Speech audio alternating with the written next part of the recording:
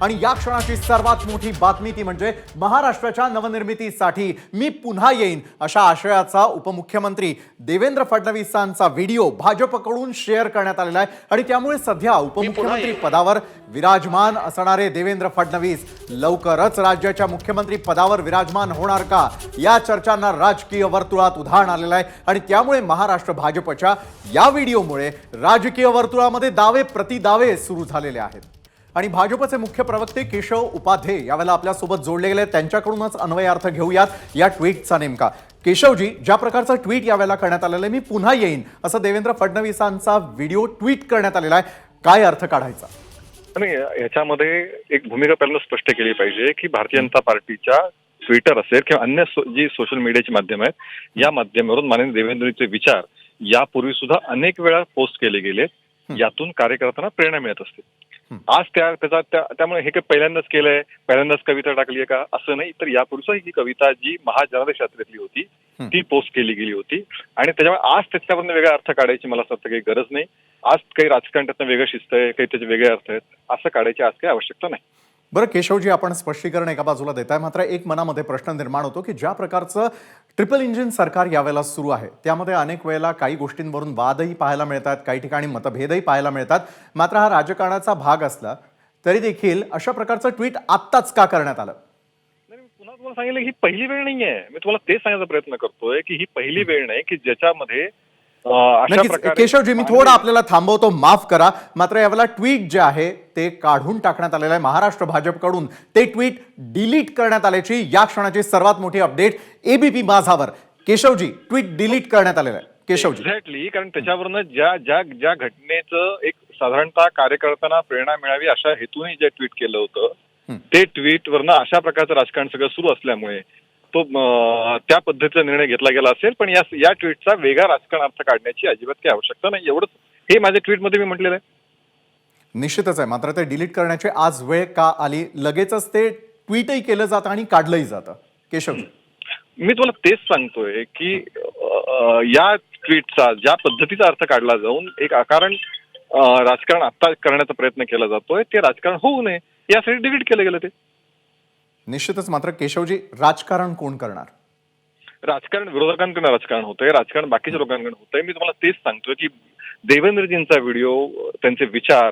ही भाजपच्या social media माध्यमातून मांडण्याची ही पहिली वेळ नाही यापूर्वीही अशा पद्धतीने सातत्याने मांडलं गेलंय पण आज ज्या पद्धतीचं राजकारण तुम्ही केलं का आणि कार्यकर्त्यांना प्रेरणा मिळावी यासाठी अशा प्रकारचे व्हिडिओ हे पोस्ट केले जातात पण बरोबर राजकारण सगळं होतंय त्याच्यामुळे हा डिलीट करण्याचा निर्णय घेतला गेला नक्कीच केशवजी अगदी काही क्षणांपूर्वी उदय सामंतांनी देखील एबीपी माझाला प्रतिक्रिया देताना आपली नाराजी थोडक्यात व्यक्त केलेली होती त्याबद्दल काय वाटतं मला असं वाटतं की माननीय एकनाथजी माननीय अजित पवार माननीय देवेंद्र या तिघांना अतिशय उत्तम संवाद आहे त्यामुळे अशा पद्धतीने त्या तिघांमध्ये कुठल्या प्रकारचं या एखाद्या कुठल्या व्हिडिओ पोस्ट केल्याने काही चर्चा किंवा काही मतांतरित असं काही शक्यता नाही या तिघांमध्ये एकत्र समन्वय आणि महाराष्ट्राच्या विकासासाठी तिघे एकत्रितपणे काम करतात बरं तिघेही एकत्रितपणे महाराष्ट्राच्या विकासासाठी काम करतील असं केशव उपाध्येजी म्हणतात धन्यवाद केशवजी आपण एबीपी माझा बरोबर बोललात त्यासाठी भाजपच्या ट्विटमुळे खळबळ उडाली मात्र त्यानंतर हे ट्विट डिलीट करण्यात आलेलं आहे मात्र ज्यावेळेला हे ट्विट करण्यात आलं त्यावेळेला राजकीय वर्तुळातून आलेल्या अनेक प्रतिक्रिया होत्या त्या पाहूयात भाजपकडून एक व्हिडिओ ट्विट करण्यात आला आहे देवेंद्र फडणवीसांचा नव महाराष्ट्राच्या नवनिर्मितीसाठी मी पुन्हा येईन असं ते म्हणताय नेमकं काय सांगू इच्छितो हे बघा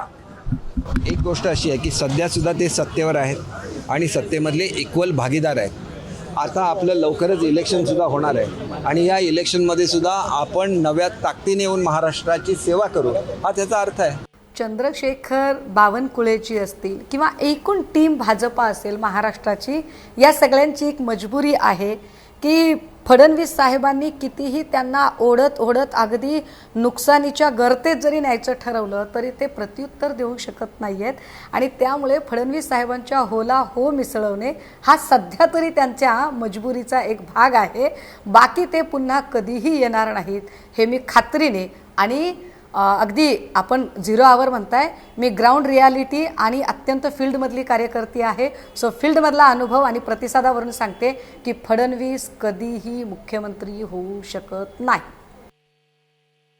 देवेंद्र फडणवीस जेव्हा स्वतः म्हणतात की येणाऱ्या निवडणुका ह्या आम्ही एकनाथराव शिंदे यांच्या चेहऱ्यावरच लढतोय आणि आता भाजपने जो व्हिडिओ टाकला की मी पुन्हा येईन, म्हणजे ज्या चर्चा सुरू आहे की लोकसभेपर्यंत वापरा आणि लोकसभेनंतर फेका या तत्वावर शिवसेना आणि एनसीपी याला तोडण्यात आलेलं आहे हे स्पष्ट झालेलं आहे. पण या पलीकडेही एक जनता आहे. लोकशाहीमध्ये वोट जनता करत असते. हे म्हणतात मी पुन्हा येईन, पण जनतेने यांना ठरवलेलं आहे कायमचं घालवीन. तर मी पुन्हा येईन अशा प्रकारचं ट्विट ज्यावेळेला भाजपनं केलं त्यानंतर लगेचच उद्योगमंत्री उदय सामंत आणि त्याचबरोबर पृथ्वीराज चव्हाण यांच्याशी आम्ही बातचीत करण्याचा प्रयत्न केला. फोनवरून त्यांनी काय प्रतिक्रिया दिली ऐकूयात. ऑलरेडी देवेंद्रजी जे म्हणाले होते की मी पुन्हा येईन ते पुन्हा आलेले आहेत.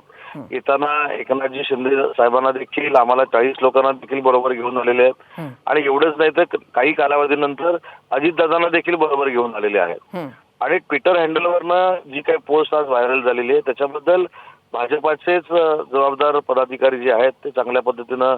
सांगू शकतील आणि त्याचा खुलासा आताच मी ऐकला प्रवीणजीने देखील केला. या संदर्भामध्ये ट्विटर हँडलवरनं नेता बदलाची गोष्ट काही होत नसते. त्याच्यासाठी फार म्हणजे एकत्र बसावं लागतं, त्याच्यानंतर चर्चा करावी लागते आणि स्वतः देवेंद्रजींनी आणि भाजपच्या प्रदेशाध्यक्षांनी अनेक वेळा सांगितलेलं आहे की होणाऱ्या खासदारकीच्या निवडणुका आणि आमदारकीच्या निवडणुका या दोन्ही निवडणुका एकनाथ शिंदे साहेबांच्याच नेतृत्वाखाली होणार आहेत. त्याच्यामुळे मला ट्विटर हँडलवरनं हे ट्विट का आलं त्याचा खुलासा भाजपचेच पदाधिकारी करतील. परंतु आम्ही एक संघ आहोत, एक संघपणानं काम करतोय तिन्ही नेत्यांच्या नेतृत्वाखाली आणि भविष्यामध्ये देखील निवडणुका ज्या आहेत त्या आम्ही एकत्र लढवणार आहोत. आता यावरून आपल्याला काही अटकली बांधता येतील, काही निश्चित माहिती तर कोणी देणार नाहीये. पण दोन गोष्टी आहेत की काल प्रधानमंत्र्यांचा महाराष्ट्राचा दौरा झाला. त्याच्या आधी देवेंद्रजी आणि मुख्यमंत्री हे दिल्लीला गेले होते कदाचित मराठा आरक्षणाचा काही तोडगा काढायला, पण त्याला काही यश आलं नाही त्यांना. त्या 2 दिवसाच्या दौऱ्यामध्ये काहीतरी संकेत त्यांना प्रधानमंत्र्यांच्याकडून मिळाले असतील की काय नेतृत्व बदलायची शक्यता आहे. ते होणार आहे असं आम्ही अनेक दिवसापासून बोलतोय. कारण आज भाजपच्या जर गटातून जर माहिती आली जी येते आपल्याकडे येते त्यात एक दिसतंय की एकनाथजींच्या नेतृत्वाखाली लोकसभा निवडणुकीला जाण्याचं धाडस भाजप करणार नाही किंवा त्यांना काहीतरी वेगळा चेहरा पाहिजे याचा शोध चाललेला आहे. म्हणजे तुम्हाला वाटतंय की तो चेहरा बदलेल एकनाथ शिंदे हे आम्हाला बऱ्याच दिवसापासून वाटते, पण त्याचे संकेत मला वाटतं काल जरा अधिक बळकट झाल्यामुळं आता प्रत्येक जण आपापली बाजू बळकट करायचा प्रयत्न. एबीपी माझा, उघडा डोळे बघा नीट.